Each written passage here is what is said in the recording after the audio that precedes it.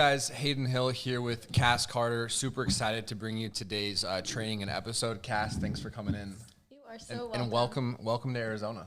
Thanks. It's a long way from Texas. It's a little bit hot right now. I think it's like 120, so you might melt, but it seems like you're holding up all right. That's okay. I'm Latina. I'm made for this weather. There we go. Cool. So Cass, Hall of Fame producer last year. Yep. VP agency builder, increasing every single month with production. You're hiring new agents, bringing them on, training them, teaching them how to do exactly what you did, which I want to dive into because the last couple months of last year are pretty crazy for you. Yeah. How's everything going? What does the day in the life of Cass look like today? So last year I was predominantly focused on production and learning how to hone in on my skills to help as many families as I could manage. And this year I still produce at a fairly high level, not as much as I was producing last year, probably 30 to 40 families a month right now. Nice. Last year it was more like 50 families a month. You're cranking. Yeah. So now I'm really looking to bring people in that are hustling, working 2 jobs just like I was doing, and could be working 1 job and helping their families in a shorter time. Amazing. So let's start with that. How long have you been in the insurance industry? And then what were you doing prior to that? Sure. So I've been in the insurance industry for about 2 years, and prior I was a personal trainer, a bartender, a leasing consultant, marketing, have my marketing degree. What else? I had a meal prep business. I've done like so many things, but I just couldn't find anything that was scalable. And then I found the insurance industry. Cool. So you've done pretty much everything. And it sounds like you already had some like entrepreneurial business owner experience before this. What made you want to get into the insurance industry? What were the key things? Honestly, it kind of fell into my lap, if I'm being honest. I wasn't really seeking out to be in the insurance industry. I had a colleague I was working at a very high-end gym, and he was leaving the gym, and he was making fairly good money, more money than I was making, I think he was making maybe $7,000 a month, which is not bad. And I said, well, if you're leaving this, what are you leaving it for? Right. And I said, show me how it works. Okay. Show me how you make money. Got it. So he went out there and he was selling policies and building the team. And then what was he doing? Just sending you each day his deposits or every week? Or no, actually, he just showed me the compensation grid, and I was in because I knew that I wanted to do it, and I didn't care what he was doing. I knew that I just wanted to do it because I saw the comp grid, and I knew that I could do it. I love it. So that's super important out there, guys. If you're in the industry or you're looking to get into, make the person that is trying to recruit you and bring you onto the team, have them show you everything. For me, when I started it, literally, it's kind of similar, but I always tell people the insurance industry found me. The company that I started with found me. Yeah. I sure as heck didn't do my research and find them. So you want to make sure, and it's sad to say, but a lot of companies don't put their compensation report out there. And then if they do, it's super complicated. It should not be complicated to break down. If I ask you about your compensation plan, you should be able to explain it to me in a matter of minutes. Right. And if you can't, I don't trust it. Yeah. And it should be online for everyone to see. It shouldn't be password protected or Nope. come into the office. All right, so we got that. So you saw the compensation plan. And so was it the upfront commissions? Was it the residuals? Was that everything? Or what were the main things? Well, time freedom. I really liked that. And I really liked that I could build my own business. That's what I really liked because I'd worked so hard for so many years for lots of other businesses, building their brand and their business, and with nothing to show for it. Sure. And there's nothing wrong with that, working for somebody else. That's very awesome if you want that. But I, in the end, wanted something that I could create that was my own and that I owned. Sure.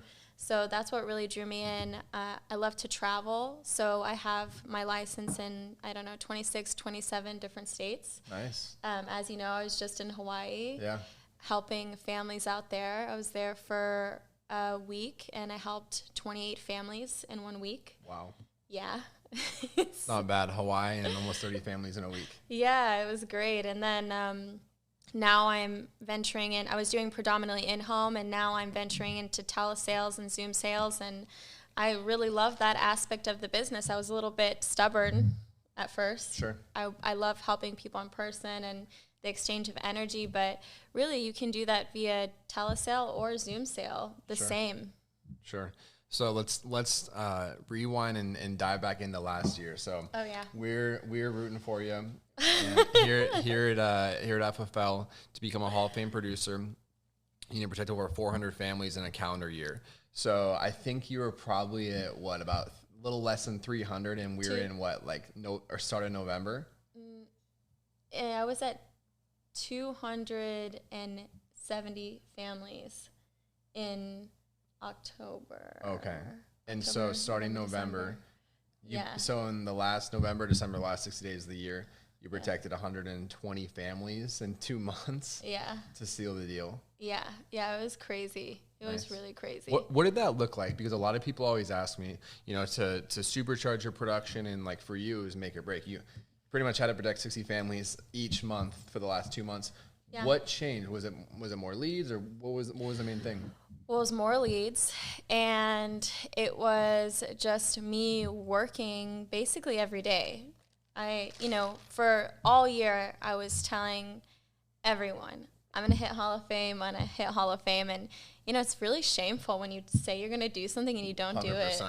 So I was not going to fail. And more lead flow. And then also I was utilizing different technology like Phone Burner and other apps to dial. So I would have a different type of lead over here that I was dialing by hand, and then I would have a different types of leads on the Phone Burner app on my computer automatically dialing. So I was having like two different dial sessions in one dial session. Nice. Yeah, and it helped me book more appointments. I like that. I don't think I've ever thought of that. Yeah. So Phone Burner, so you're auto dialing plus your own phone. Yes. That's awesome. Yeah. So you did it. I felt good to stick to your word. Get your red jacket. We got him the same year last year, so that was awesome going up there with you. And so let's talk about now. So last year was mostly on field. Yeah. Now field and telesales. How has that transition been in terms of like efficiency, timing? What does that look like? Honestly, it's been super easy to transfer into virtual and telesales because I have that posture with the clientele. Hey, I've been doing this for 2 years. Like, I know exactly where we need to go to help you out in the correct way. So I think that was helpful that I had that time in the field. And I do think that when a newer agent is getting started, it can go either way, right? They can just like kill it right off the bat with telesales, or it's tough for them because they don't have that posture. Sure. So it can go either way, but I think if you have the proper person helping you that brought you into the business and they spend time with you and they develop you, I think that you're going to be good either way. Sure. And we have the boot camps now. We have the Zoom dials, which has been a huge thing. And so simply, it's almost like we try to make it as good as we can and just to make it a plug and play. And you don't even have to do it yourself. You can get on Zoom with 20 other people, 30 other people that are doing the same thing that you're doing, unmute yourself, and we can hear you and be like, hey, say this a little different, and then, get the sale. Love it. So when you're recruiting people to, come and partner with you, join your agency, one of the biggest things for the first probably like 4 years of my career in insurance was it was really hard to hire people because they had to be in certain areas. With any business, you have to have lead flow. Lead flow equals cash flow. You need as many, there's never too many leads. Yeah. And with only, selling in person before, you kind of had to be careful with what like busy metro areas where there was like hundreds of agents that you would hire in. Yeah. And so how has that changed your business in terms of being able to hire in Alaska, New York, Hawaii, wherever you want? It's been really cool because now when I hire someone, let's say I did hire someone in Colorado recently, and her town is very small. Got it. I think 1,000. In the mountains or something? Yeah, 1,000 people. She said to the nearest city, it's like 2 hours. Wow. And we're developing a plan for her to do telesales, and we have our CRM system. There's leads all over the country for like $1.50 Yep. or maybe 11, 20 bucks. Yep. And plenty of other lead vendors that we work with that we've vetted outside of our company to work with all over the country. Sure. Super easy. Just buy your license in another country. You don't even have to retake your licensing exam, which is another cool thing about the insurance industry.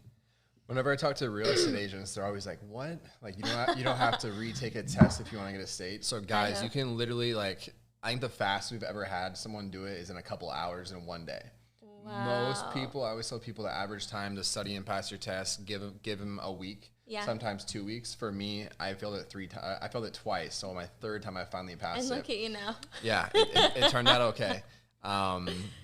But that's the cool thing is, like, you get your, someone wants to start, whether it's a side hustle, part-time, full-time, whatever the case is, they literally study for a couple days, or in some cases a couple hours, and they go and they take the test and they pass the test depending on your states.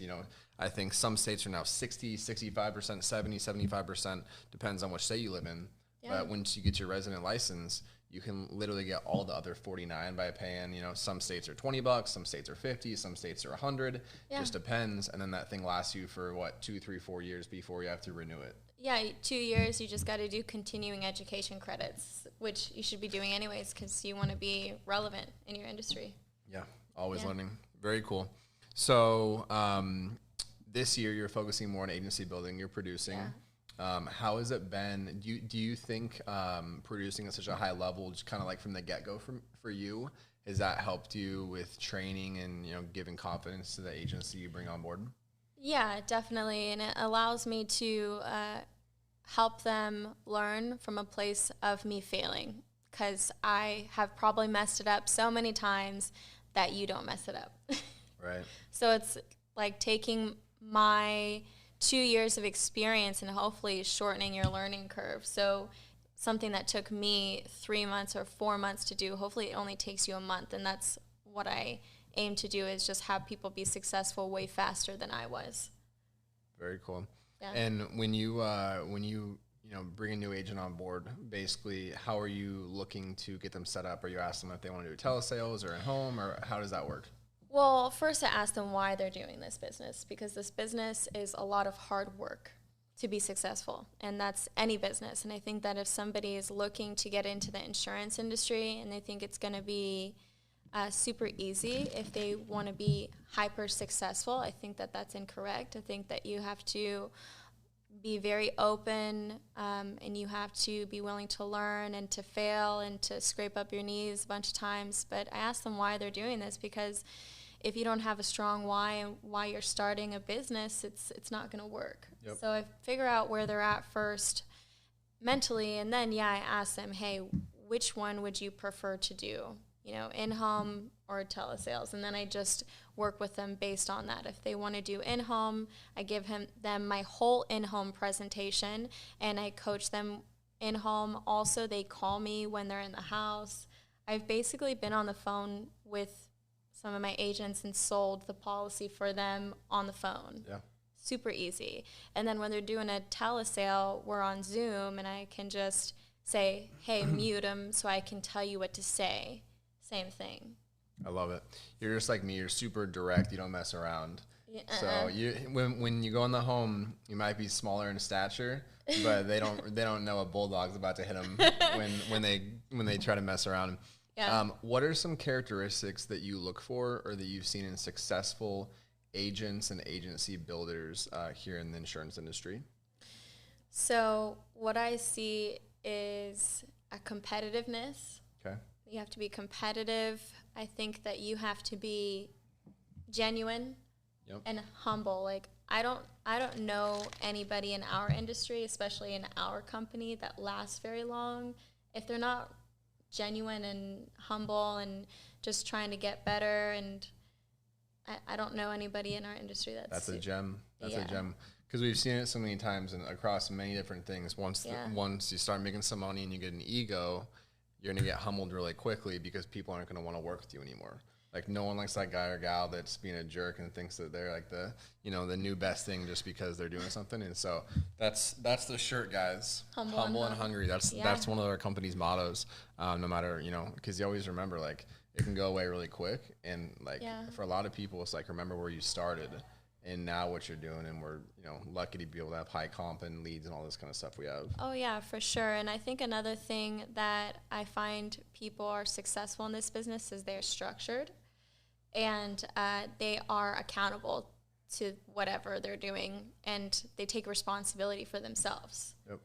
The ones that try to offload responsibility onto the person that brought them on or the client or whatever, it was this, it's not going to work. Right. But someone that's just accountable, that's really helps in this business.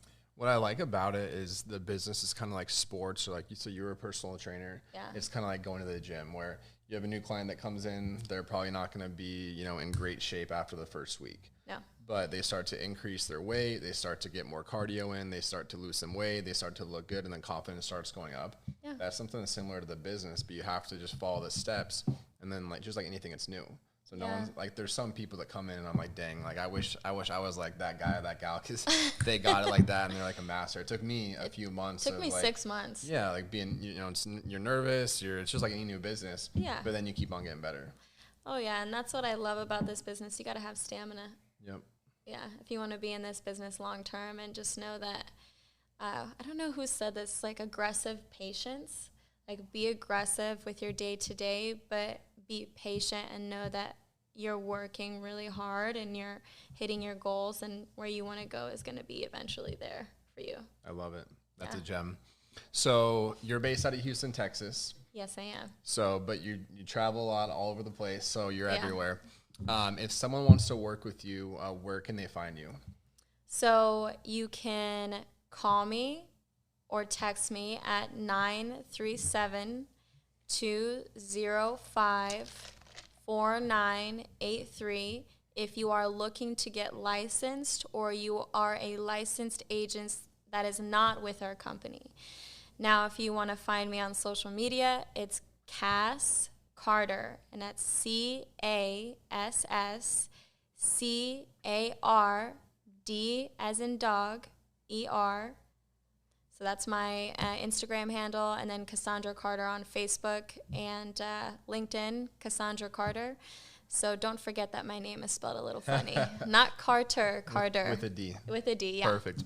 Well, let's wrap it up here with what are your goals for 2022 and beyond? So our team is about 160, 170 families per month now. I'm looking to end the year with 500 families. Let's go. Helped per month, and just teach people how to do what I do and help a lot of families get some insurance in place. I love it. Well, it's great having you in. If you guys enjoyed that, please like and subscribe. If you have any questions, put them down in the comments. And then make sure if you want to work with Cass, either text her, you call her, or you find her anywhere on social media, because she has them all. So we'll see you guys next episode.